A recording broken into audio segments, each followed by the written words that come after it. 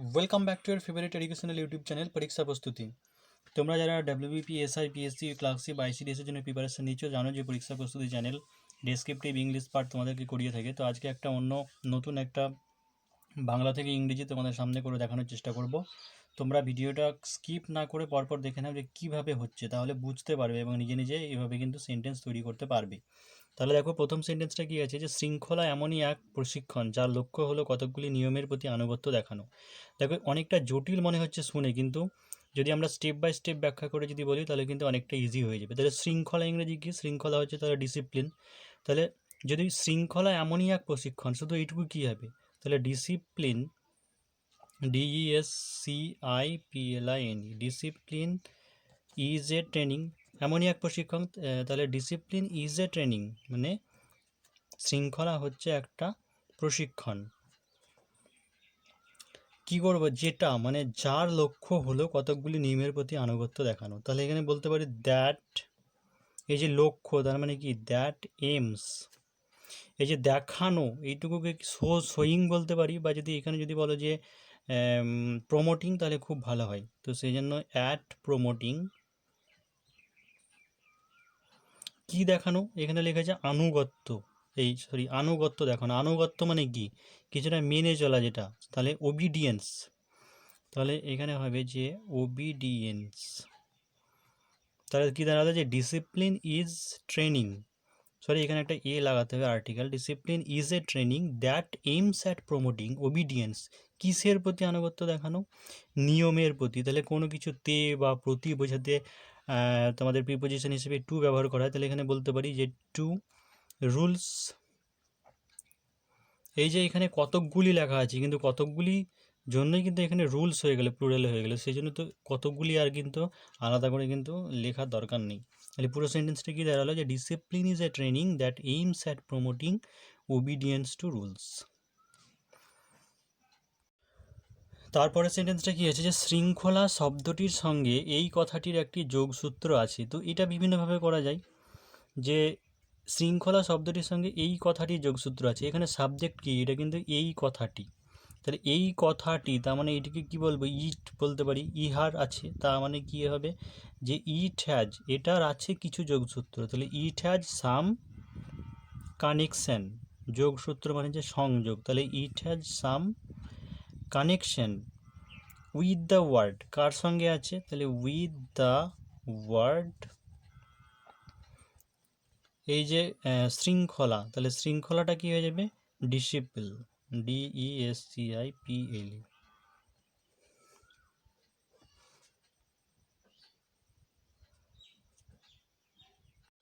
তো পরের সেন্টেন্স কি আছে, যে দেখো কাজেই ছাত্র জীবনে শৃঙ্খলার গুরুত্ব অপরিসীম। তাহলে এটা কি লিখতে পারি? যে শৃঙ্খলা ছাত্র জীবনে শৃঙ্খলার গুরুত্ব অপরিসীম। তাহলে সো কাজেই বলতে এখানে সুতরাং হতে পারে, তাহলে সো লিখতে পারি। So discipline, DESCIPLIN, so discipline হয় ইজ অফ ভাইটাল ইম্পর্টেন্স। তাহলে কি লেখা আছে? যে ছাত্র জীবনে শৃঙ্খলার গুরুত্ব অপরিসীম। তাহলে শৃঙ্খলা হয় এরকমভাবে লিখছি। তাহলে discipline is of vital importance in student life বলা যায়, বা স্টুডেন্ট লাইফ যেটা হয় একাডেমিক স্কোর বলে, তো সেই ক্ষেত্রে ইন একাডেমিক লাইফ বললে একটু বেশি স্ট্যান্ডার্ড হবে। তো এটাই লিখি যে ইন অ্যাকাডেমিক লাইফ। তারপর হচ্ছে একজন ছাত্রের প্রথম ও সবচেয়ে কর্তব্য হলো পড়াশোনা করা এবং শেখা। তাহলে এইটুকুকে কি বলতে পারি? যে সব থেকে প্রথম বলেছে, তাহলে the first and foremost duty. এই যে একজন ছাত্রের প্রথম ও সবচেয়ে গুরুত্বপূর্ণ।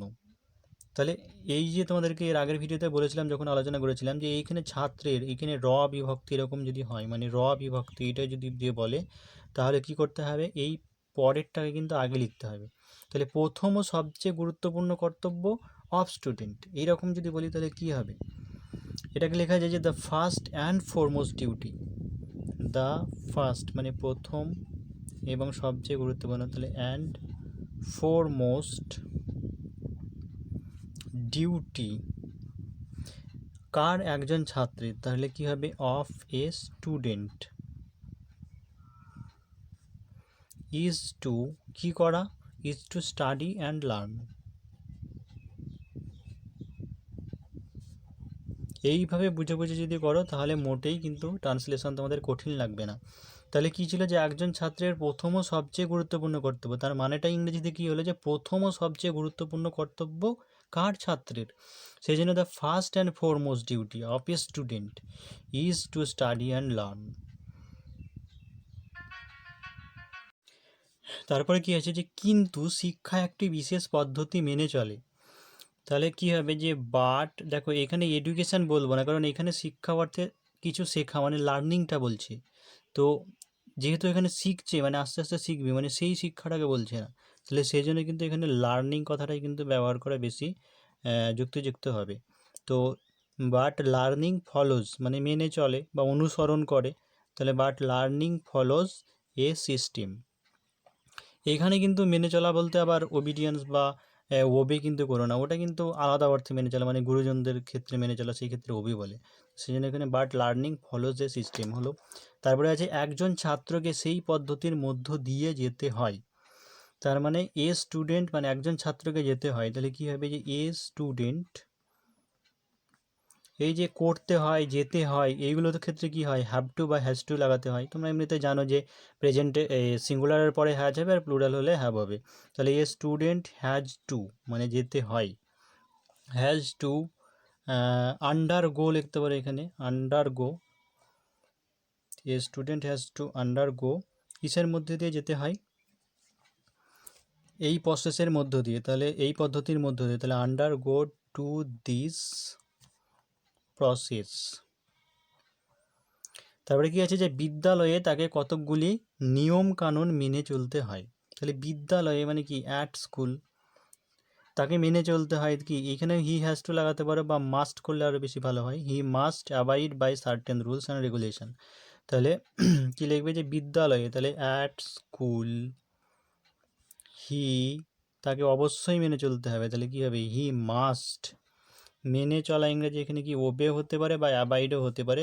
অ্যাবাইডের পরে কিন্তু সর্বদা প্রিপোজিশন হিসেবে কিন্তু বাই বসে, এই সর্বদা না, মানে যদি কোনো কিছুর উপরে হয় তাহলে অ্যাবাইড হয়, আর যদি কোনো জিনিসের প্রতি হয় তাহলে অ্যাবাইড অ্যাট হয়, এইভাবে আছে। তো এখানে অ্যাবাইড বাই হবে, তাই at school he must abide by কিছু রুলস, তাহলে কী হবে সার্টেন রুলস অ্যান্ড রেগুলেশনস।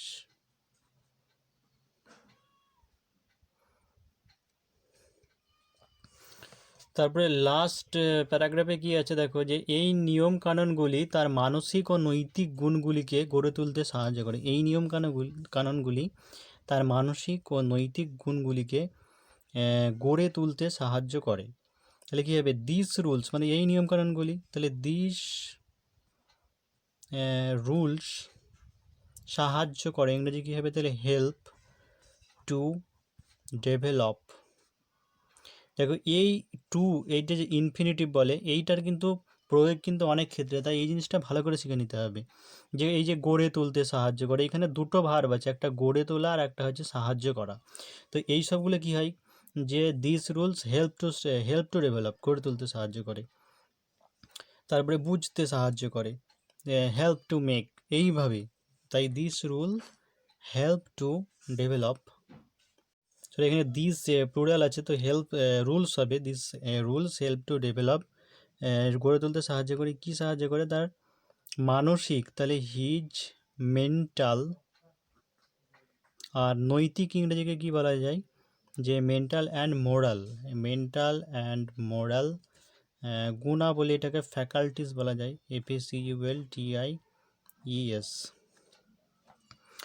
তারপরের কি আছে যে বিশৃঙ্খলার ফলে শিক্ষার পরিবেশ নষ্ট হয়ে যায়। তাহলে কি বলবে শৃঙ্খলা মানে হচ্ছে ডিসিপ্লিন, আর বিশৃঙ্খলা মানে হচ্ছে ইনডিসিপ্লিন। তাহলে ইনডিসিপ্লিন নষ্ট করে দেয়, কী হবে ভিসিয়েট, VITIATES, ভিসিয়েটস অ্যাকাডেমিক। এইখানে যে পরিবেশ বলতে এখানে কিন্তু অ্যাটমসফিয়ার বলবে না, মানে একটু অন্যরকম এই এখানে অ্যাটমসফিয়ার বলবে, মানে এনভায়রনমেন্ট এই কিন্তু বলবে না, এনভায়রনমেন্টাল বলতে সাধারণত ওই রকম পরিবেশকেই বলা হয়। তো অসুবিধা নেই এমনিতে করলেও, তাই অ্যাটমসফিয়ার এটাই বলাটাই ভালো হবে, সেই জন্য অ্যাকাডেমিক অ্যাটমসফিয়ার।